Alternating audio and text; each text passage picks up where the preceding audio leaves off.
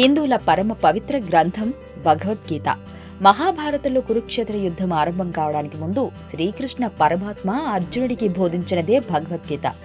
భగవద్గీతలో భగవంతుని తత్వము, ఆత్మతత్వము, జీవన గమ్యము, గమ్య సాధన, యోగములు బోధింపబడినాయి. శ్రీకృష్ణుడు బోధించిన దానిని వ్యాసమహర్షి మనకు 18 అధ్యాయాల రూపంలో వివరించారు. ఇక ఇటీవలే ప్రపంచంలోనే అతిపెద్ద భగవద్గీత ఆవిష్కరణ జరిగింది. మరి ఆ విశేషాలు ఏంటనేది మనం ఇప్పుడు తెలుసుకుందాం. ఢిల్లీలోని ఇస్కాన్ ఆలయంలో ప్రధానమంత్రి మోదీ గారు 800 కేజీల బరువైన అతిపెద్ద భగవద్గీతను కొన్ని రోజుల క్రితం ఆవిష్కరించారు. ఇస్కాన్ వ్యవస్థాపకులు ఆచార్య శ్రీమద్ ఏసీ భక్తివేదాంత స్వామి ప్రభుపాద గీతా ప్రచారాన్ని ప్రారంభించి 50 సంవత్సరాలు అవుతున్న సందర్భంగా ప్రపంచంలోని అతిపెద్ద భగవద్గీతను ఆవిష్కరించారు. దీనికోసం ప్రపంచవ్యాప్తంగా ఉన్న అన్ని ఇస్కాన్ ఆలయాల నుండి విరాళాలు సేకరించారు. ఈ మహాగ్రంథాన్ని మొదటగా ఇటలీలోని మిలాన్ పట్టణంలో నవంబర్ 11వ తేదీన ప్రదర్శించారు. ఇక ఇటలీలోని మిలాన్లో తయారు చేసిన ఈ మహాగ్రంథాన్ని సముద్ర మార్గం నుండి భారతదేశానికి తీసుకొచ్చారు.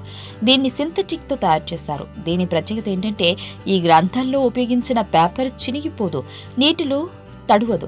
ఇలా ప్రత్యేకంగా సింథటిక్ వాటర్ ప్రూఫ్ పేపర్ను ఉపయోగించి తయారు చేసిన దీనికి అయిన మొత్తం ఖర్చు సుమారు 1.5 కోట్లు.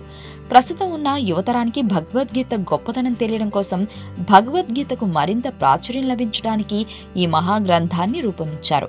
ఇక 2.8 మీటర్ల ఎత్తు, 2 మీటర్ల వెడల్పు ఉన్న ఈ మహాగ్రంథం 800 కేజీల బరువు ఉండగా 670 పేజీలున్నాయి.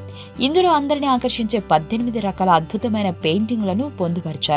ప్రపంచంలోని అతిపెద్ద భగవద్గీతగా ఇది గిన్నిస్ బుక్ ఆఫ్ వరల్డ్ రికార్డులోకి ఎక్కింది.